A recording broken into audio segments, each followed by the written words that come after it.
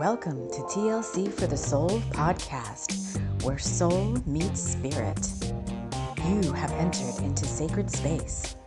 I'm your host, Tamber and Jamison, and I'm here to help you shine. Now let's get going on this podcast journey. Hello, everyone. Hello, and welcome to the podcast. We are in for some more exciting fun with Tamber in this one, as all of my goodies kind of fall over here. I'm outside again today. It's a beautiful, sunny, 40-ish degrees Fahrenheit. Yeah, that's Fahrenheit. Oh my God. It's like, I need to learn the metric system for whatever reason. I feel like I need to learn it, and forget sometimes that people in other countries listen to this podcast. And I think one time I commented on someone's video and I'm like, it's 99 degrees here today, and they were like, Celsius, and I was like, no, because I didn't really say. So we are going to I don't even know where to start. We had a really nice conversation, a quick, short conversation with Bob Ross in the last podcast episode. And so we're back this time with Tamber. And so I just want to get us set up without going into too much. We're coughing, taking a drink of water. I just met a nice person walking by me, their dog, and they may come back by on their way back, so they may be part of this podcast. But as always, let's get ourselves into, where's my jacket? I'm hot. I'm getting too hot. I'm right in the sun. Get ourselves into whatever listening space you want to be in to listen to these next 3 chapters of Tamber. And I will say that it continues to surprise me. The story is really evolving, and I still don't know. I kind of know where it's going, but I'm like, this is so different than what I thought it was going to be. So maybe that's what happens, right, in life. So maybe I should add some of that as we go along. We'll see what comes out. But let's just take a couple of deep breaths together.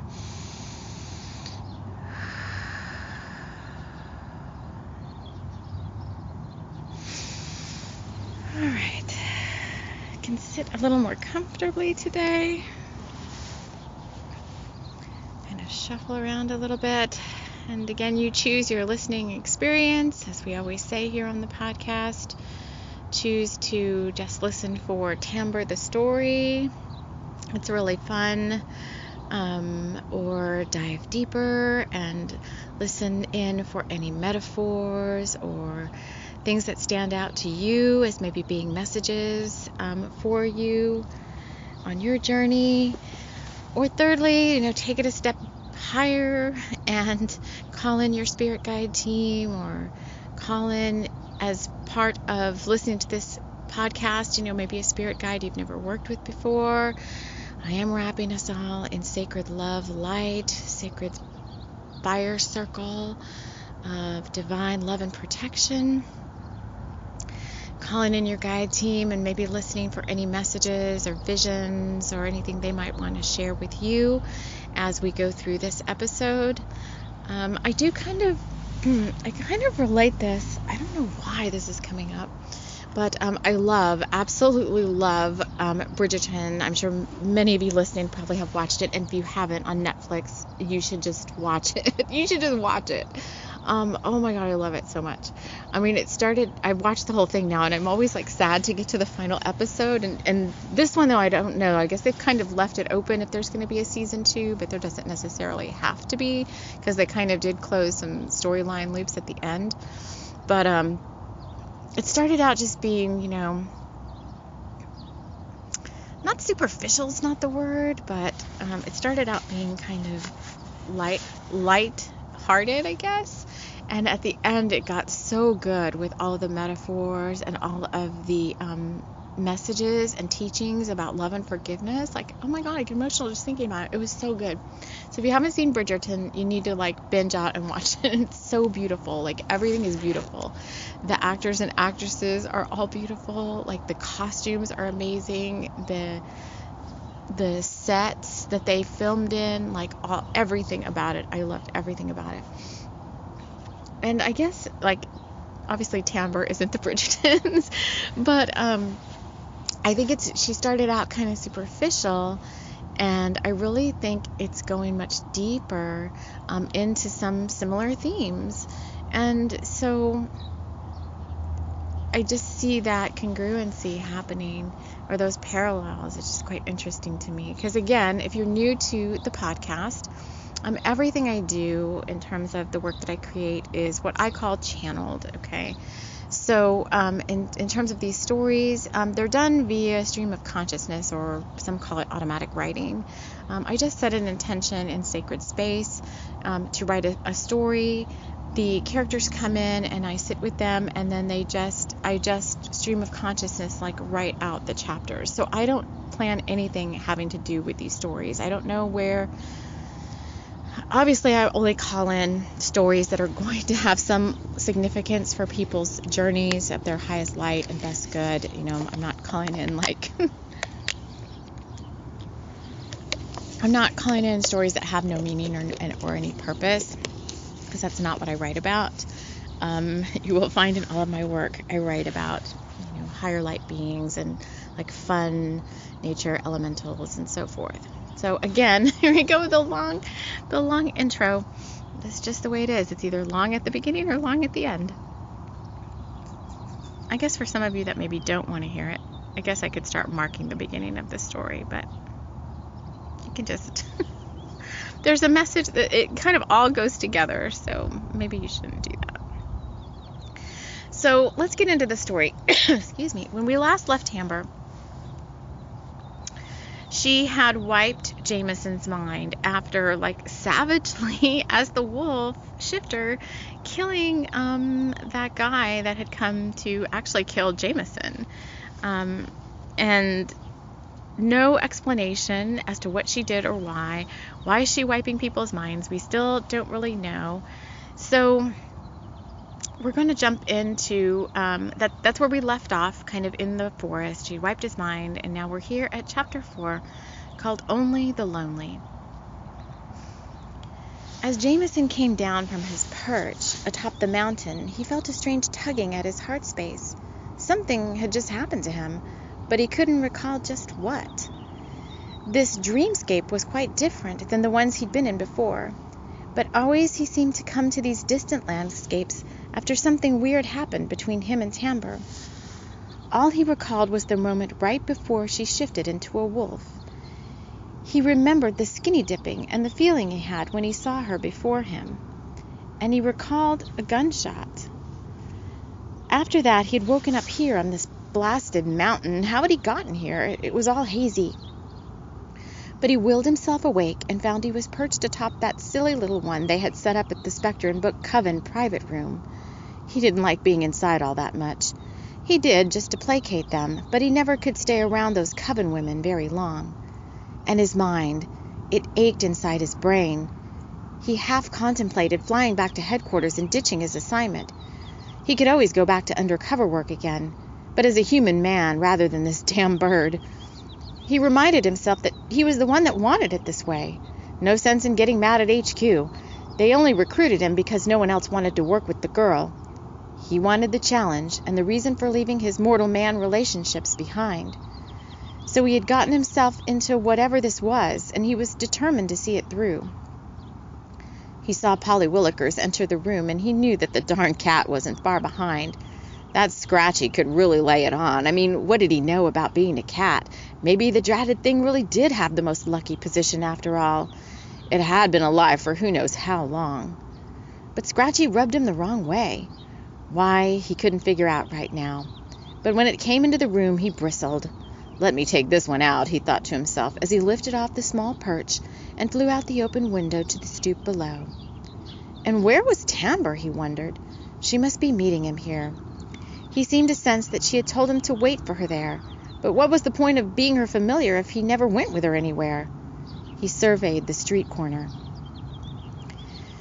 He could make out something coming down the west side of the way. She was on her way towards him from who knows where. Maybe another secret meeting with the Dakar. He fumed at the thought of it. What was Dakar doing with her anyway? Didn't he have his own woman? Too many questions and no answers. And then he reminded himself. He was Jamison von Platt, darn it. He could be just as powerful and mysterious as any other bringer of the light agent out there right now. Time to take your power back, he told himself. I am not going to be humiliated any more on this one. He rose up on beautifully skilled hawk wings and moved off into the darkening sky. He wasn't going to wait for her any longer. He was going to find out all of her dark secrets, and then he was going to reveal himself to her. No more waiting, he cawed down to her. Let's see how you like games, he thought, as he landed full strength onto her arm. Ouch, that hurt, Tamber said, wondering what had got into him this time. What did you do that for? She said, thinking he was mad again about the spell she had put on him to get him away from her after the woods. She had, of course, used her magic to meddle with him. Surely he had figured that out by now. He spoke to her in her mind, and what he said piqued her interest. Why would I want to go with you there? She asked him, with curiosity growing. Well, if we must, she said, looking deep into his small hawk eyes. This better be good, because I'm giving up a perfectly good time with Clive to go with you. He laughed and sighed, knowing that she could never pass up a good ride, and he was going to take her on the ride of her life. Chapter 5. The Ride. Tamber was sure that this thing with Jamison was a passing phase. What she didn't realize is that he was excellent at cloaking, too, and what one could do might be something very different than what one should do. She shouldn't have meddled with him, Jamison thought, as he told her to meet him in 24 hours at the gates to a very famous cemetery. He had something to do first, and then he would show her everything. The next 24 promised to be a roller coaster ride of emotions and higher vibrations, and Tamber had been excited by the promise of that energetic ride with Clive and friends. She had bought some absinthe and had a small pouch of beads she had been keeping from her home space, a place still yet unknown. She needed to take these beads every so often when there were big energetic changes in the Earth's magnetic frequency. They kept her balanced and still able to maintain her true self from others. Without them she wavered and could weaken, and Tamber never wanted a mortal to see her like that.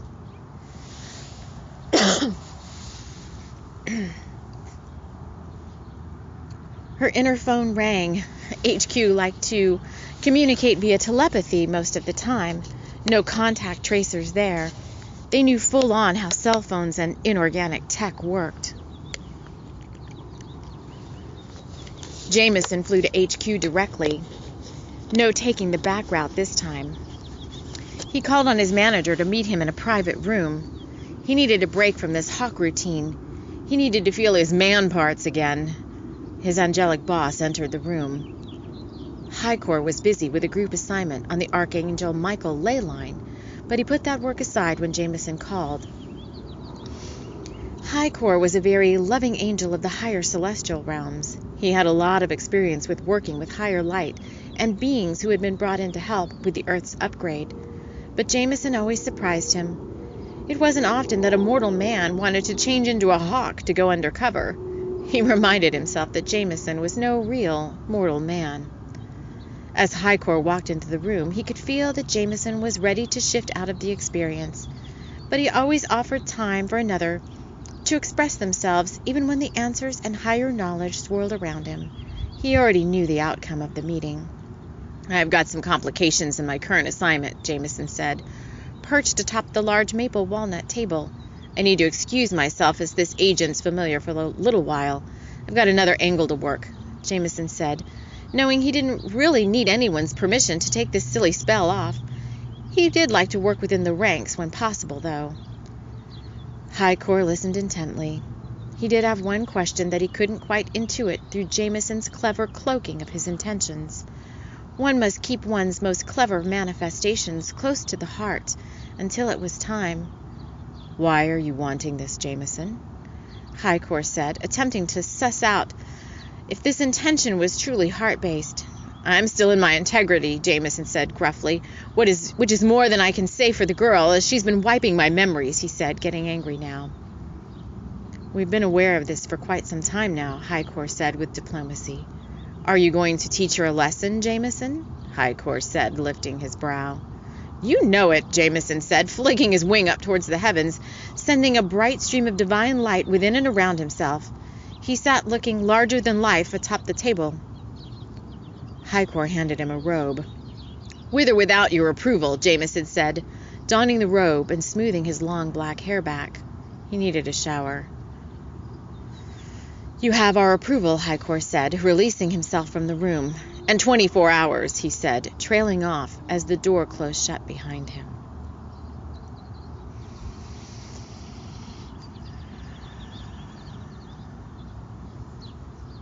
Chapter 6. Lost Souls of the Night. Jamison took his coat off and hung it over the nearest grave marker. He was here with a purpose, and he needed to finish this business before he met up with Tamber at the main gate. She didn't need to know he'd already been inside the place. He flicked his lighter on and used his third eye and the light of the small flame to make his way to the grave he sought. There she was, he thought, coming reverently before her headstone. He blew out a deep breath, and then he called her. Mon chéri, come to me, he spoke softly, into the foggy night air. He could feel her approaching, but he knew her style. She wanted an offering. Jamison plucked the single red rose from his bag. It was an offering of love and affection for a dear friend, and he smiled at the thought of her as he placed it atop the headstone. That's more like it, she said, whispering into his ear. Why do you seek me, Jamison von Platt? Our business was done long ago, she smiled at the thought of it. Darling, Jamison said, you have something I require. I have a young witch who is very mysterious. She has been wiping my memory. Are you familiar with this type of being? She's calling herself Tamber right now, and she has become one of the Light's best agents. But I'm not sure about her. Jamison stopped in case he had been rambling about her. So your true feelings you cannot hide, Marie Laveau said sweetly. I remember not long ago those feelings were for me, she said, wistfully showing herself in his peripheral. And so they still are, my love, Jamison said, feeling melancholy at the sound of her voice. He loved her still, but could love transcend all? He was here, and she was there on the other side, and she was different now. Jamison, I will not directly answer your question, she said, procuring and setting in front of him a small dagger. If you can cut her out of your life right now, then I will help you, Marie said. You always drive a hard bargain, Jamison said, but sure, why not? He said, picking up the athame. That'll be no big deal, he said, grabbing the sheath and pulling the dagger out. His hand trembled slightly. I use this sacred tool, his voice softened, to cut the cords, he faltered. Between me and... He stopped and put the dagger down. I cannot do it, Marie, Jamison said, sitting down and leaning against the headstone. Why can I not do this? He asked, perplexed. My dear, Marie said softly and with compassion. This is something new to you, love. She said it with a deep feeling in her heart. You are in love with this being, she said, touching him on the arm. This is something new to you. Not even when we courted did you profess your love for me. I felt great affection, but never love, she said. I don't do love, Marie, he said. This changes everything. Will you not tell me more about this girl? I'm just not sure I trust her, he said, smoothing his hair back away from his face. He felt a small kiss on his cheek, and she was gone. Jamison looked at his pocket watch. It was time to meet her, and he had even more questions now than before. Not only was he dealing with something he couldn't quite understand, he was now also coming to terms with an emotion he had never allowed himself to feel with anyone else before. He didn't do love. Jamison picked up his bag and rose, making the short walk back to the main gate of the small cemetery. He had hoped he would come out of this on top, so to speak. He had hoped he would have something to hold over her. He had wanted something to call her bluff, and now all he had was love. Preposterous, he muttered, opening the gate just as Tamber was opening it to walk in. Fancy meeting you here, he said, forgetting that he was no longer a hawk. He was now one heck of a man again. Do I know you? Tamber said, ready for a fight, or anything else for that matter. The most handsome man she had ever seen in the mortal world was standing before her now. I don't think so, Jamison said, walking out and past her. We've never met, he said, making haste so he could quickly teleport away from her. Jamison? Tamber said, looking at him very keenly now. Is that you? She almost dared it to be so, for in all her being on this planet she had never wanted someone so much. I'm sorry, Jamison von Platt said. I truly am, he said, teleporting himself farther away from the planet than he had ever gone before. Oh, y'all. Oh my gosh. Where are we going with these two? So, I don't really have anything more to add to that. I think there's just a lot to ponder for some of you in the last couple of chapters. If you were the ones that were kind of like wanting deeper messages for yourself, there's a whole lot. There's a whole lot to think about and listen to again there maybe about what's going on. And I do have to say, I love how my new friend Marie Laveau has inserted herself into this story. I do. I'll just go on for that just a second. She came to me a while back when I was journeying to New Orleans for something I was working on for the Bringers of the Light, because I do work for them myself. They're not a made up entity. They are a real thing. And I met her in the same place that Jamison met her, and she actually did want the same thing from me. She didn't ask for it right then. She asked me to come in person to visit her and to leave a red rose on her grave. And then she showed up again. She's been showing up to help me work with certain people. And she, I think we're going to talk to her next. Why don't we do that? Because I could go on about her a little bit, but I don't want to. I want to leave it a little bit of a mystery. And I think in our next Tea at TLCs, we are going to meet with Marie Laveau, because she has really upped her game in many senses. She has also gone through a big spiritual awakening and ascension of her soul to higher realms of light. And she is now doing an apprenticeship with the Sisters of the Rose.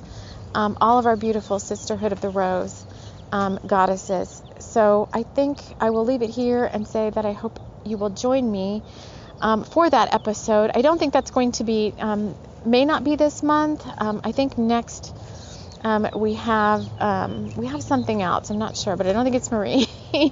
Something else next week. I'm not quite. Oh yes, the Stigmata. We have Stigmatas in New Earth next week. I do want to do that because I will be reading some passages from my newest yet unreleased book, the second in the Thunder Rose collection. It's the follow-up to Moxie and Roses, called The Stallion Returns. So if you haven't read Moxie and Roses, it's available for free. I always have to say not on Amazon and Barnes & Nobles because they won't let you put it for free, but anywhere else that ebooks are. So Smashwords, if you have a Scribd membership, and Kobo, I don't know where else you get ebooks, but anywhere else you can download ebooks. Smashwords distributes to hundreds of ebook retailers out there, and you can find it for free and read Moxie and Roses, because my intention is to have The Stallion Returns come out next month. It's really a great story to read around Valentine's Day. So we'll be going into a few chapters with that in this Stigmata episode that I'll be doing next week. So I hope that you all will join me there. And until then, I will see you all again in the next episode. Thank you so much for joining me. Take care. Thank you for listening to this podcast. It has been brought to you by the Bringers of the Light, an etheric group of higher light beings focused on service to Gaia, humanity, and the self as it pertains to the spiritual journey. So they are here to support you on your path to love and to working with others. Thank you so much for joining us. Take care.